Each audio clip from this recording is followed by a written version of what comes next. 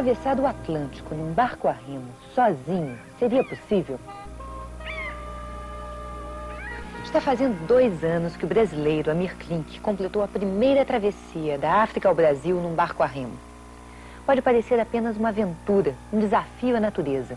Mas para realizar esse projeto, Amir teve de trabalhar com um rigor científico semelhante ao usado nas viagens espaciais. No Globo Ciência de hoje, nós vamos ver um pouco do método científico e das tecnologias que tornaram esse projeto realidade. A história do Amir Klink é uma história de coragem, de autoconfiança, de determinação, mas é também um exemplo de que com método e com ciência se pode atingir objetivos que às vezes parecem impossíveis de serem atingidos. Amir, 2 anos depois da travessia do Atlântico Sul, como é que você avalia esse feito que foi atravessar o Atlântico? Primeiro, eu estou morrendo de saudades. Eu acho que os 100 dias que eu passei no Atlântico foram 100 dias maravilhosos. Foi uma viagem confortável, foi uma viagem principalmente muito bonita. E principalmente, não porque eu cheguei em paz na Praia da Espera, mas porque tudo que aconteceu tinha sido previsto num projeto que foi muito bem trabalhado 2 anos antes. Eu acho que essa foi a maior alegria, de cumprir à risca um projeto. Como é que você começou a se interessar, a pesquisar, como fazer um planejamento para essa travessia? Foi no dia em que eu percebi que o grande segredo da viagem era simplesmente saber conviver com as forças da natureza, saber me harmonizar com o mar, é que eu fiquei decididamente, fatalmente apaixonado pela viagem. Agora, durante a viagem você teve que enfrentar inclusive tubarões, né? Você teve que cuidar do casco por baixo com tubarões à tua volta. Como é que foi isso? Eu tive um convívio fantástico com o meio marinho, tive companheiros ilustres de viagem, que foram os dourados, foram as baleias, um convívio muito bonito com as baleias. Tive companheiros menos ilustres e mais perturbadores, que foram alguns tubarões. Tive muito medo no começo, mas depois eu entendi a razão de eles estarem me seguindo.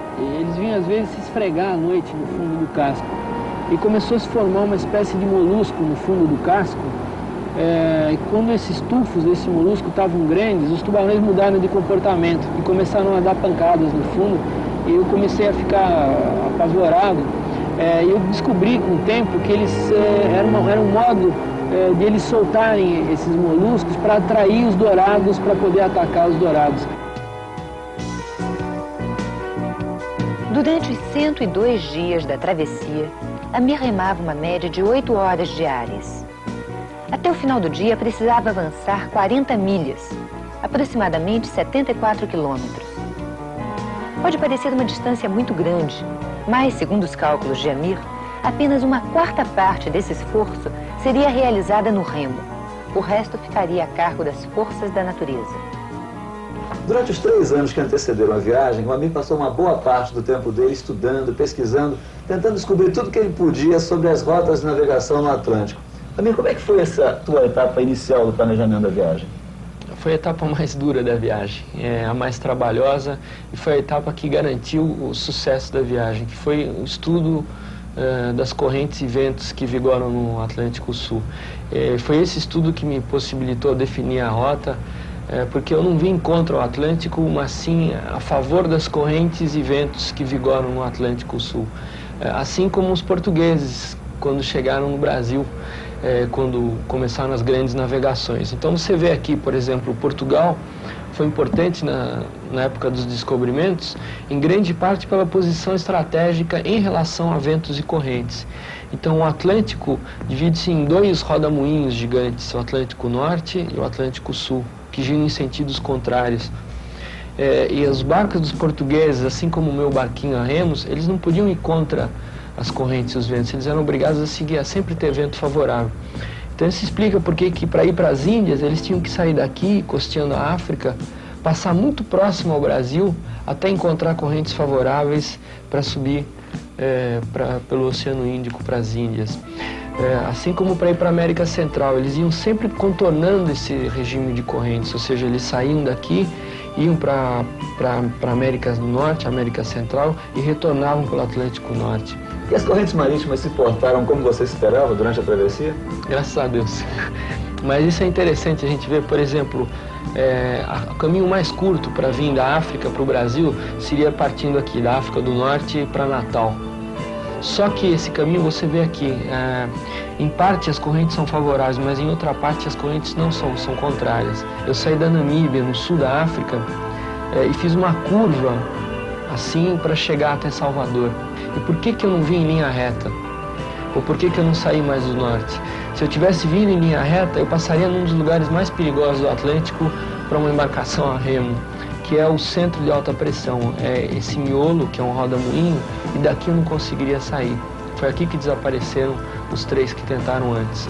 Se eu tivesse saído mais em direção ao norte, eu conseguiria atravessar o Atlântico, mas dificilmente tocaria no Brasil e iria para a América Central, e aí eu não teria nem água nem suprimentos para chegar ali. Definido o caminho que tornaria a viagem possível, Amir precisava de um barco adequado. Ele buscou, então, a experiência de travessias semelhantes. Zé Carlos, você já tinha projetado algum barco a remo na sua vida? Não. Barcos a remo normalmente não são projetados, são feitos.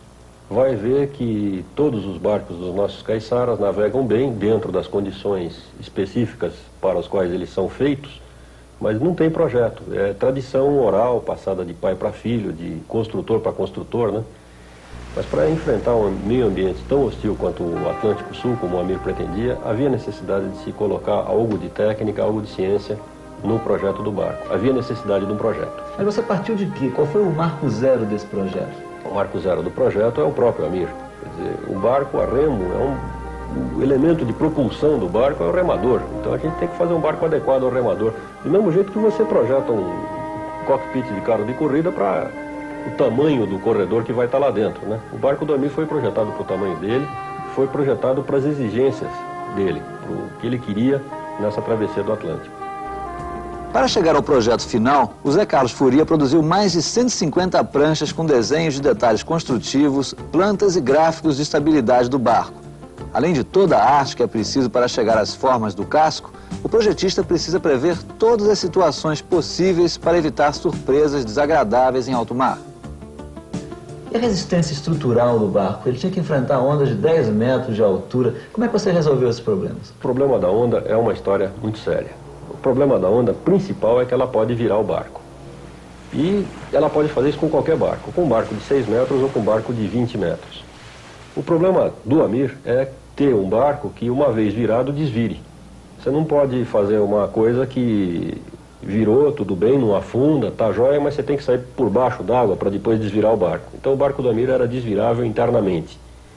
Ele tinha características de um João teimoso, de virar sozinho, já a tendência dele de ficar de pé sozinho já era muito grande, mas fundamentalmente colocou-se no fundo do barco, e por isso que eu falo fundamentalmente, tanques de lastro que permitiriam abaixar mais ainda o centro de gravidade para garantir que o barco ficasse de pé na hora que ele, porventura, tendesse um pouquinho a ficar de cabeça para baixo. Na travessia do Atlântico Sul, Amir encontrou um grande apoio na experiência de um francês chamado Gerard Daboville, que cruzou o Atlântico Norte em 1980. O maior problema que Daboville teve não foram tubarões ou tempestades, mas sim o que ele comeu durante a viagem.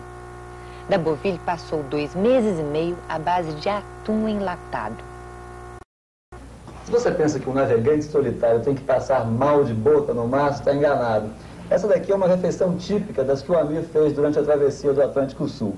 Feijão, arroz, salada de vegetais, croquetes de soja e sobremesa de curau e ainda um suco de laranja. Quem preparou esse programa alimentar para a travessia do Amir foi a Flora, que é nutricionista da Nutrimental, uma empresa brasileira especializada em alimentos desidratados. Ô Flora, como é que são preparados esses alimentos desidratados da Nutrimental? Eles basicamente são alimentos naturais, onde a gente, através da aplicação de calor, retira a água do alimento. Com isso, você preserva um feijão, um arroz por 1 ano ou mais. O valor nutritivo desses alimentos não diminui com o processo de desidratação? Não, em absoluto. O processo é controlado e não há perda absoluta de valor nutritivo. Esse tipo de alimento atendia uma série de pré-requisitos para a travessia. Conservação em condições extremas de umidade e temperatura. Alto poder nutritivo, balanceamento perfeito, baixo peso e volume, tudo muito bem resolvido. O único problema dos alimentos desidratados era o volume de água necessário para a reidratação, para o preparo. E aí a solução encontrada foi, no mínimo, criativa. Usar alimentos sem sal e cozinhar com a água do mar. Mas esse daqui era um pacote com refeições para um dia para mim, né? Isso, aqui dentro ele tinha um café da manhã, 2 lanches, um almoço e um jantar, e aproximadamente 4.000 calorias. Além desse cardápio, que seria um cardápio normal, ele tinha cardápios para diarreia, para constipação intestinal, cardápios de emergência, ou seja, em situações que ele não pudesse cozinhar os alimentos, e cardápios de sobrevivência. E ele podia variar o cardápio ou ele tinha que comer sempre feijão, arroz, salada de vegetais e croquete? Não, ele variava o cardápio. Ele tinha 15 cardápios diferentes, ou seja, ele só repetia esse cardápio, por exemplo, a cada 15 dias. Eu falei, é fácil preparar um pirê de batata desidratado aqui como esse? Extremamente fácil. Basta você ter água fervida, no caso era água do mar fervida. Porque a água do mar já tinha o sal? Já tinha o sal. E adicionar os flocos de batata, misturar bem e o produto está pronto. Posso dar uma provadinha aí? Vamos ver se é bom mesmo esse pirê. Realmente igualzinho um pirê feito na casa da gente. Gostoso, né? Comer bem pode ser meio caminho andado para o equilíbrio emocional de um navegador solitário. Mas e a solidão? Muita gente poderia pensar que o grande problema de uma travessia como essa é o isolamento, a solidão.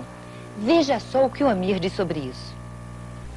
A gente tem uma tendência muito fácil, muito gratuita de confundir isolamento com solidão. Eu estava completamente isolado no meio do Atlântico. Eu acho que nunca tive tão isolado na minha vida, provavelmente eu nunca venha estar tão isolado. Mas eu jamais estive só em momento algum. A solidão é o grande problema nos centros urbanos, é o problema das grandes cidades. A solidão é não ter diálogo, não ter contato, não ter apoio nas pessoas. E isso, sinceramente, eu posso dizer que eu não tive. Eu acho que jamais tive tantos amigos e tanta gente remando comigo como quando eu estava no meio do Atlântico. Era simplesmente impossível sentir solidão. Eu senti, foi uma bruta saudade, e eu acho muito saudável sentir saudade. A gente sente saudade quando gosta das pessoas. Esse apoio em terra foi fundamental quando o tempo fechou e o Amir se viu cercado por ondas gigantescas que chegaram a virar o barco diversas vezes. Durante uma semana ele teve que ficar trancado na cabine. Em situações como essa é que se percebe o valor do rádio. Além de ter projetado a antena principal do barco, o seu Álvaro foi uma espécie de anjo da guarda do Amir, conversando com ele pelo rádio durante todo o trajeto da África até o Brasil. Como é que o senhor fazia o contato com ele pelo rádio? Esse contato foi feito através desse equipamento, que é um equipamento de rádio amador, nas faixas de amador, né? E foi combinado previamente um horário estabelecido de acordo com um boletim de propagação que nós temos, e nós trabalhamos em função disso. Então, o horário escolhido, o melhor, foi em torno de 12h30. E sempre na mesma frequência? Sempre na mesma frequência, ou proximidades, desde que não tivesse uma outra estação usando, né?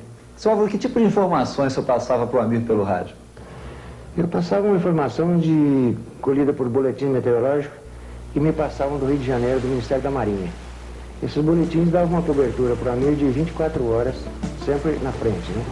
Para ele se precaver contra chuvas e tempestades, possíveis tempestades, mas felizmente não houve. E quem mais conversava com ele pelo rádio? Vinham várias pessoas. Veio o projetista do barco, o médico que acompanhou ele na viagem toda, permanecia sempre comigo aqui, todos os dias que nós falávamos. A mãe do Amir, geralmente nos fins de semana, ela vinha aqui falar com ele, matar um pouquinho da saudade, né? Além do rádio amador, Amir levou 2 unidades de VHF, que são rádios para comunicação a curta distância, com navios, por exemplo. Ele dispunha ainda de um rádio receptor, um gravador e algumas lâmpadas. Se ele quisesse gerar toda a energia que consumia por meio de um sistema de pedais ligado a um dínamo, Amir teria que pedalar 4 horas diárias. Nada bom para quem já remou o dia inteiro.